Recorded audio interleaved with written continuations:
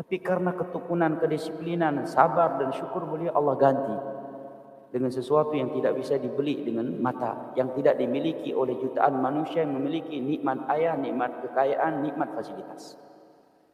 Beliau di umur 7 tahun sudah hafal 30 juz Al-Quran, paham artinya dan paham tafsirnya. Di umur 10 tahun dia sudah menghafal Muwatta'nya Imam Malik, kitab hadis terbesar di atas permukaan bumi saat ini, berkali-kali lipat lebih tebal dari Sahih Bukhari dan Muslim. Di umur 11 tahun beliau sudah direkomendasi oleh sebagian ulama di masa itu untuk memberikan fatwa, Imam Syafi'i. Nah, betapa banyak seseorang mendapatkan nikmat yang lebih mahal daripada dunia beserta isinya setelah Allah mencabut sebagian nikmat dunia yang menurutnya kalau tanpa itu dia tidak bisa hidup di dunia sebelumnya. Ya, contohnya terkadang sebagian orang Allah cabut nikmat rumah, nikmat suami, sehingga dia menjadi janda. Justru setelah ujian tersebut dia mengenal apa itu tauhid dan apa itu sunnah, apa itu syirik dan apa itu bidah. Ya. Sedangkan banyak di sana wanita yang Allah berikan nikmat suami, tetapi dia tidak memahami apa itu tauhid dan apa itu sunnah, apa itu syirik dan apa itu bidah. Demikian juga kalau dia laki-laki, kadang Allah menguji dengan perceraian, berpisah dengan istrinya, atau meninggal istrinya, atau berbagai ujian lainnya. Dengan ujian tersebut, karena dia bersabar tetap menghadap kepada Allah, maka yang tadinya dia tidak mengetahui tauhid dan syirik, sunnah dan bid'ah, kemudian mengetahui. Betapa banyak orang yang tadinya tidak pernah melangkah ke rumah Allah, tidak pernah sampai ke masjid semenjak dia melakukan akad nikah, belum pernah sampai dan pernah masuk ke masjid. Kemudian dia kembali ke masjid, ke rumah Allah setelah dia bangkrut, setelah dia menjadi orang miskin, setelah sebelumnya sebagai konglomerat. Nah, maka jamaah dimuliakan Allah, sungguh benar apa yang Nabi katakan tadi, ajaban li amril mu'min. Keadaan seorang mukmin itu sangat mengagumkan, selalu dalam kebaikan. Kalau diuji dengan kekayaan, kelapangan, kemudian dia bersyukur. Dan apabila diuji dengan kesempitan, dengan kemiskinan, dengan suatu ujian, dia bersabar. Imam A'mash di sini lahir dalam keadaan buta. Ini tak mudah jemaah. Di saat anak-anak lain bisa bermain riang, bebas, dia buta. Dan rata-rata jemaah yang dimuliakan Allah, kata para ulama, dan ini kita lihat, orang-orang yang buta, kalau mereka diarahkan ke ilmu agama, rata-rata hafalan mereka lebih kuat daripada yang tidak buta. Rata-rata seperti itu. Maka siapa di antara antum yang diuji oleh Allah dengan kebutaan pada anaknya, maka usahakan dari semenjak kecil masukkan ke tahfidz Al-Quran, dan anaknya suatu saat dia akan menjadi ulama. Nah, di Yaman juga yang anda lihat yang buta-buta hafalannya kuat-kuat. Nah, bahkan Mufti Syekh bin Baz buta, Mufti Saudi sekarang buta, tapi hafal Sahih Bukhari, hafal Sahih Muslim, hafal 30 juz Al-Quran, ahli fikih, ahli hadis, ahli aqidah. Nah, apabila kita mengarahkan mereka ke ilmu agama, tapi disayangkan sebagian kaum muslimin yang diuji dengan kebutaan kepada anaknya, justru ya dijadikan sebagai musisi, jadi penyanyi, dihafalkan lagu-lagu semenjak kecilnya. Nah, nasallallahu alaihi wasallam. Beliau mengatakan, sami'tu Aba Wa'il. Aku pernah mendengar Abu Wa'il, seorang ulama tabi'in, berkata, u'udna khabbaban. Beliau berkata, suatu ketika kami membesuk, u'udna, membesuk orang sakit. Khabbab ibn al-Arad, sahabat Nabi SAW. Salah satu dari muhajirin. Khabbab saat itu menyampaikan kepada kami, hajarna ma'an Nabi sallallahu alaihi wasallam nuridu wajh Allah. Kami berhijrah bersama Nabi sallallahu alaihi wasallam. Maksudnya dari Mekah ke Madinah atas perintah Nabi. Bersama Nabi di sini bukan bareng dengan fisiknya, karena yang bareng hijrah dengan Nabi cuma Abu Bakar, ya kan? Selain itu, ya, maka selain Abu Bakar, maka ada yang telah hijrah lebih duluan daripada Nabi sallallahu alaihi wasallam dan ada yang setelah Nabi. Ya. Karena yang menemani Nabi SAW hijrah dari Mekah ke Madinah adalah Abu Bakar saja, tidak ada yang lain. Maksud di sini bersama, artinya sama-sama hijrah dari Mekah ke Madinah, walaupun bukan dalam waktu yang sama. Karena yang hijrah dengan waktu yang sama dengan Nabi SAW cuma Abu Bakar radhiyallahu anhu. Kami hijrah bersama Nabi SAW nurid wajah Allah. Yang kami cari adalah wajah Allah Jalla wa'ala. Artinya kami ikhlas. Bukan karena mencari dunia. Karena seandainya mereka mencari dunia, maka tentunya mereka tidak akan hijrah ke Madinah. Tidak akan mungkin mereka meninggalkan Mekah. Di sana sumber ekonomi mereka, di sana properti mereka, di sana perdagangan mereka, di sana keluarga besar mereka. Sedangkan Madinah, tiada keluarga besar yang menunggu mereka, tiada aset mereka, tiada properti mereka, tiada perdagangan mereka di sana. Hanya saja di sana ada kaum muslimin yang menunggu mereka, dan di sana mereka bisa bebas mengamalkan Islam, tidak seperti di Madinah, berada di dalam penindasan dan tekanan. Seandainya mereka tidak ikhlas pencari dunia, maka mereka tidak akan hijrah dari Mekah ke Madinah. Maka Khabbab bin Arad mengatakan, kami hijrah bersama Nabi SAW mencari wajah Allah.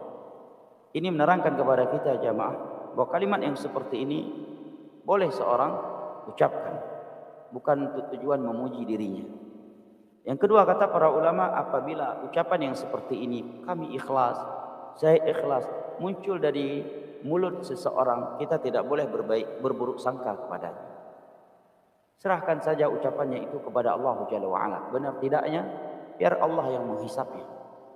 Ya, apalagi kalimat-kalimat yang seperti ini keluar dari ulama salaf, dari seorang sahabat Nabi, dari seorang tabi'in, seorang tabi'ut tabi'in, dan a'immatul huda wa masabihud duja yang datang setelah mereka. Maka hendaknya kita berbaik sangka. Jangan menuduh mereka sok soleh, ya, memuji dirinya sendiri. Nah, jelas ya. Adapun bagi kita, maka seyogyanya tidak bermudah-mudahan dalam memuji diri sendiri. Fala tuzakku anfusakum huwa a'lamu liman ittaqa.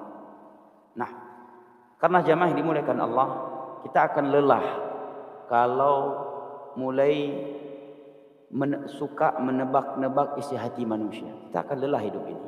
Ya, setiap ada ucapan orang atau orang berbuat sesuatu, kita menyikapi atau menilainya bak seorang malaikat. Tak baik ya, mah. Menurut anak beliau beli itu kayaknya bukan untuk itu deh. Enggak mungkin untuk itu. Apa urusan ente dengan tujuan orang? Iya kan? Ya, cuma malaikat kok yang diutus oleh Allah untuk mencatat kebaikan seorang hamba atau mencatat kejelekan seorang hamba. Kita enggak diutus oleh Allah untuk mencatat perbuatan dan ucapan manusia. Kita diciptakan oleh Allah untuk beribadah kepadanya. Adapun terkait manusia, kalau kita melihat dirinya menyimpang, maka kita menasihatinya empat mata, diam-diam. Nah, adapun ucapan, perbuatan, gaya hidup manusia, enggak ada kewajiban dari Allah untuk kita mempelajarinya. Kenapa dan untuk apa dia melakukannya. Dan sifat yang seperti ini tidak layak ada pada seorang yang sudah ngaji sunnah. Sebagian orang udah ngaji tapi sifatnya masih seperti itu, enggak layak. Itu sifat yang memalukan. Sifat yang menunjukkan kerendahan diri seseorang. Sifat yang menunjukkan tidak sempurnanya tauhid seseorang. Untuk apa kita mengkaji gaya hidup manusia, kenapa dan untuk apa? Enggak ada manfaat. Bahkan sampai-sampai sebagian orang kalau saudaranya poligami, dia pelajari kenapa ya dia poligami ya? Untuk apa ya? Pada istri pertama masih muda, masih ya, untuk apa inti pelajari itu? Ya, orang lain beli rumah baru, mobil baru, dia pun mengkaji. Kenapa dan untuk apa dia beli mobil lagi ya? Padahal mobil di rumahnya udah banyak ya. Itu aja masih jarang dipakai, Anda lihat. Ya, untuk apa inti bertanya dan mengkaji seperti itu? Anda tidak diciptakan untuk itu. Anda diciptakan untuk beribadah kepada Allah Jalla wa'ala. Masalah tujuan hidup manusia serahkan kepada Allah. Kalau memang saudara kita melanggar agama Allah, panggil dia atau datangi dia, nasihati dengan adab, dengan hikmah, empat mata, ya, dan secara diam-diam. kalaupun kita melihat kayaknya dari kita dia nggak akan menerimanya, titipkan nasihat tersebut kepada orang yang menurut kita dia akan menerimanya. Kalau kita mencintai. Nah, contohnya ucapan-ucapan seperti ini, nuridu wajah Allah, kami hanya menginginkan wajah Allah, serahkan kepada Allah. Apalagi yang mengucapkannya para sahabat Nabi, orang-orang yang Allah bersihkan hati mereka, orang-orang yang telah Allah sucikan kalbu mereka. Nah, fawaqa'a ajruna 'ala Allah. Kemudian kami pun mendapatkan balasan dari Allah Jalla wa Ala atas hijrah kami. Balasan di sini mencakup balasan dunia dan akhirat. Ya. Dunia di mana mereka mendapatkan dunia yang lebih baik daripada sebelumnya. Kemudian kata beliau, "Faminna man madha lam ya'khudh min ajrih." Dan ada di antara kami yang wafat dan dia belum merasakan dunia setelah hijrahnya. Setelah hijrah meninggal dalam keadaan belum merasakan fasilitas di dunia ini. Contohnya kata beliau Mus'ab bin Umair. Qutila yauma Uhud. Beliau wafat pada perang Uhud. Dan Umair ini jamaah yang dimuliakan Allah, ketika perang Uhud beliau pemegang bendera kaum muslimin. Dan yang diberikan bendera di medan perang itu bukan orang sembarangan oleh Nabi SAW. Manusia pilihan. Nah, makanya dalam hadis Bukhari dan Muslim, Nabi SAW berkata, la u'tiyanna ar-rayata ghadan. Saya akan menyerahkan bendera perang besok hari, rajulan yuhibbullaha wa rasulahu wa yuhibbuhullahu wa rasuluhu, kepada seorang laki-laki yang mencintai Allah, mencintai Rasulnya, dan Allah juga mencintainya, dan Allah dan Rasulnya juga mencintainya. Maka para sahabat di malam itu semua bermimpi, berangan-angan agar dia orangnya, karena kedudukan yang mulia di sisi Allah dan Rasulnya. Dan Mus'ab bin Umair jamaah yang dimuliakan Allah mendapat keutamaan yang seperti ini bukan sekedar karena beliau ya udah ngaji sama Nabi begitu sajalah.